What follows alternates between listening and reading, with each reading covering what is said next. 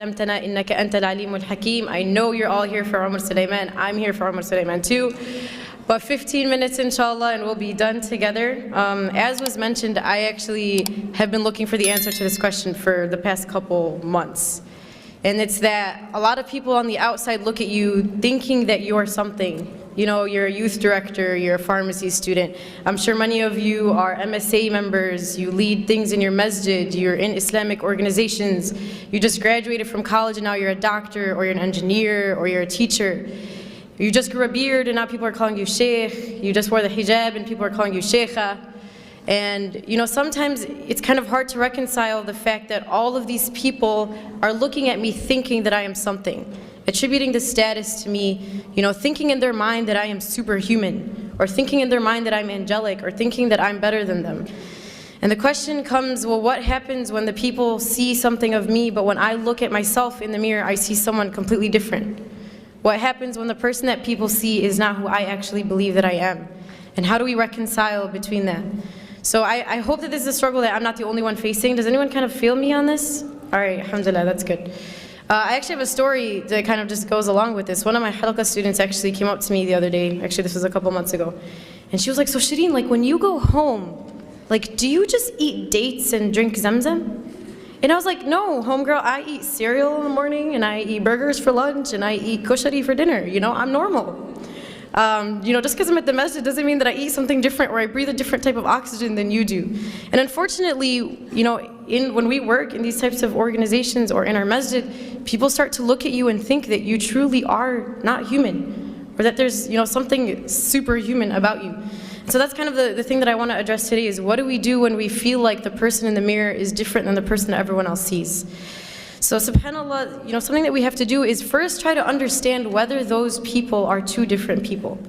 Whether the person that you see in the mirror is truly different than the person that your community sees. Or whether you're just being too harsh on yourself and you truly are amazing, or whether you're thinking of yourself too highly and you really should start to reconsider some of the things you've done. And so I kind of came up with a litmus test as to what you can ask yourself to try to understand whether those two people are really two people or if they're one.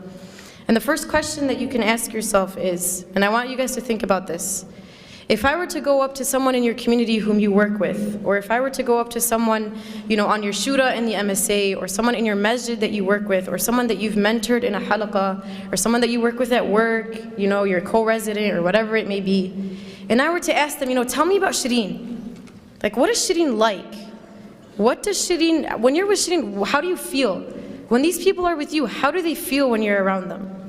And think of that answer. If I were to go up to someone at work or someone that you work with, what would they describe you as? Okay, think about that in your mind. Now, if I were to go and ask your sibling at home, or ask your mother, or ask your father, or ask your brother, what is Shireen like to you? How do you feel when Shireen is around you? How does Shireen make you feel? Do you get a different answer? Is it that the people outside think something of you, and when you treat them a certain way, yet you go home and you treat the people at home differently? And if you find that those two answers are different, then know that there's a problem. And again, I wrote this because I need the answer, and I'm saying this to myself before anyone, my mother's in the audience and she can attest to this. But I'm sure many of us can look within ourselves and say, you know what, those two answers are different. The person that I am on the outside is different than the one I am at home. The person that the community sees of me is different than the one that my mother sees of me. You know, and the Prophet ﷺ told us, he said, خَيْرُكُمْ خَيْرُكُمْ لِأَهْلِهِ وَأَنَا خَيْرُكُمْ لِأَهْلِي. He said that the best among you are the best to your family, and I am the best to my family.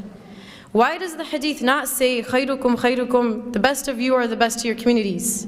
Or the best of you are the ones who give the best speeches? Or the best of you are the ones who give the best halaqas? Or the best of you are the best at work? Because it's really easy to be good outside. It's really easy to be nice to the people at work, because if you're not, they're going to subtweet you on Twitter. And if you're not, they're going to think you're terrible, and they're going to have this illusion of who you are, and they're going to talk bad about you. But if you do something bad to your mom, she's not going to disown you, I hope.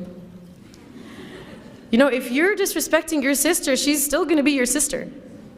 But if you do something bad on the outside, you can potentially ruin a relationship. And so that's why it's easy for us to be good on the outside, but it's hard to be good at home. And that's why the hadith goes that the best of you are the best to your family, because your true character comes out at home.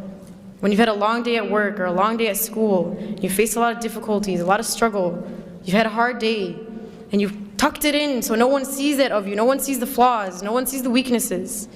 But then you go home and you unleash the monster. You unleash the thing that's been building within you the entire day. And who do you unleash it to? The people that you should care about most. The people that deserve the most respect from you. You know, and that's what we do. So I need you guys to think about that. And Aisha radiallahu anha was asked about the Prophet ﷺ. She was asked, you know, we know that the Prophet ﷺ on the outside is amazing. Tell us about what he's like at home. We don't get to see him at home. Aisha, tell us what he's like at home.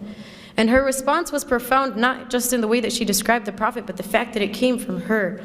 She said, كَانَ قُرْآنًا يَمْشِي, that he was a walking Qur'an. He wasn't just a walking Qur'an when he was at the masjid. He wasn't just a walking Qur'an when he gave a halaqah. Not just when he was in the community. He was a walking Qur'an when he was at home too. The Qur'an that he was walking, he walked outside and he walked inside. The people who were within his home felt the same way that the people on the outside felt. That's why this is profound. That's why this is important. But I'm sure all of us are trying to be that Qur'an and Yamshi on the outside. We're trying to be that amazing halaqah giver on the outside. We're trying to be awesome to everyone on the outside, yet to the people at home we don't care. And there's a beautiful line of poetry that I read the other day, and it's scary. Listen to this. What good am I if I do not fill the plates of the ones who fed me, but fill the plates of strangers? What good am I if I do not fill the plates of the ones who fed me, yet fill the plates of strangers? What good are you if the one who raised you doesn't see anything from what she's raised you with? What good are you as the one who fed you doesn't see any of the fruits of what she's taught you? The one who spent her blood, sweat, and tears on you for 20, 30 years. And the one who is the reason as to why you are who you are today. The one who helped you get there. Yet as soon as we get our degree, as soon as we can speak, as soon as we're something to the community, we forget about everyone who taught us. We forget about the people who made us who we are. So that's the first question you want to ask yourself. What does your public self look like versus what does your family see of you? What do the people in the community see versus what does your mother see and what do your siblings see? And the second question that I want you guys to think of, and again, I'm talking to myself before anyone here, is compare what your salah looks like in the masjid, when there's a bunch of people in the congregation, versus your salah at home when the only person that can see you is Allah. When you're at the masjid, do you tend to read the longer surahs? Do you tend to pray the sunnah and then stay and do the adhkar after? And when you're at home, do you do the same? Or when you're at home, is it Qul Huwallahu Ahad and then you're done and then you don't even pray sunnah and you don't even do adhkar and then you move on to the next thing, right? And I'm sure if we were to think within ourselves, the answer to those two questions, at least for myself, is probably different. That when I'm outside, I'm acting a certain way, yet when I'm inside, I'm not the same. My worship in the eyes of people is not the same as my worship when it's only Allah who's watching me. And the question is, why does it matter who's watching when Allah was watching in both? Why does it matter who else is around you when Allah was always around you? And there's a very scary hadith Qudsi that Allah subhanahu wa ta'ala talks about. And He says, "Abdi lima ja'altani ahwana an-nadhirina ilayk." He says, my slave, why did you make me the least of your worries? Why did you not care about the fact that I was watching you? He says, "Astahyayta min khalqi wa lam tastahi minni." He says, you were embarrassed in front of my creation, but you were not embarrassed in front of me, the Creator. You were scared that people at the masjid would think you were bad, so you prayed your sunnah and you sallied longer. Yet when you went at home and I was the only one who watched you, you didn't care. You weren't embarrassed that you read Surah Al-Ikhlas and that's it. You weren't embarrassed that you didn't pray your sunnah. You were embarrassed that you didn't do your ithqad. Why don't you remember that I was watching you, and I was always watching you, and I am always watching you? And subhanAllah, I don't know if you guys were at the session right before this. Sheikh Tariq Mustah mentioned a beautiful story, and I'm going to share it. So if you heard it, I'm sorry that I'm repeating, but he talked about how when he was 16, you know, he became like a Quran assistant in his masjid, and he was teaching alongside of like this awesome sheikh, right? He was talking about how he was 16, teaching Quran, and he felt like a G. He was like, man, I'm like awesome. You know, I'm 16 and I'm teaching Quran to other people. And so one day, I guess he went to the masjid early, like before Fajr or something, and he went, and he found that his sheikh's car was parked outside the masjid, but all the lights were closed. So he's like, okay, that's kind of weird.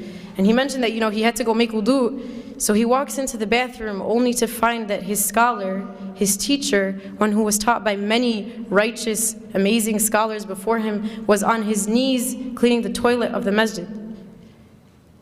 And so Sheikh Tariq Muslih goes to him and he's like, Sheikh, like, what are you doing? You're an amazing Sheikh, you learned with this person and you learned with that, and your status is this, like, how are you on your knees cleaning the masjid?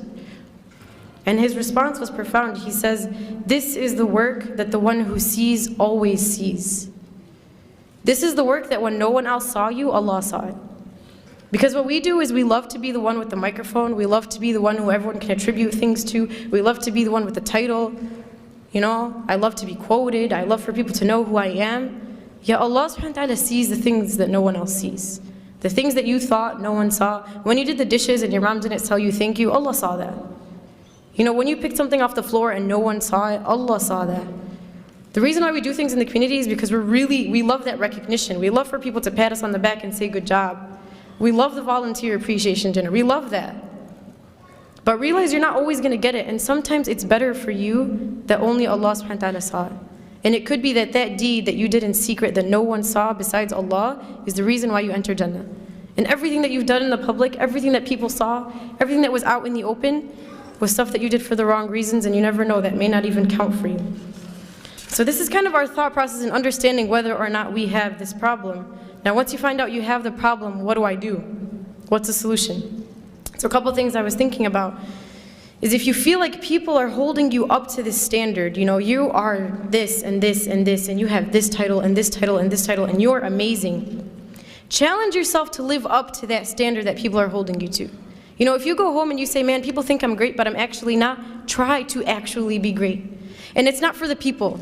It's not for people to say, you know, Shireen Salama was great. But it's for me to improve myself so Allah can say Shireen Salama was great. For me to take the standard that you put me at and to try to actually achieve it. Not for you, but for Allah.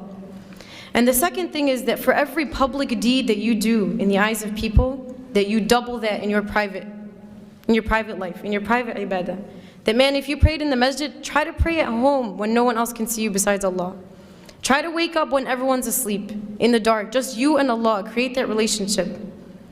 And the third, and this is a dua that was taught to us by Abu Bakr radiallahu anhu. He used to receive praise, and there was this beautiful dua that he used to say.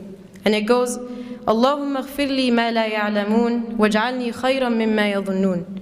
Which translates to, Oh Allah, forgive me for what they do not know about me, and make me better than what they think that I am.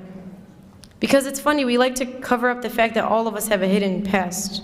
All of us have some secret, all of us have some sin, all of us have something that we've done that no one else knows. But remember that when you're being praised, that you once were in that state. Not to put yourself down, but for you to remember that Allah subhanahu wa ta'ala is the one who brought you there. And finally, and I'll conclude in reminding us that this is a journey. This by no means is something that we are going to accomplish. It's going to be a constant struggle. But at least when we die, we'll be dying on the path and struggle for the sake of Allah.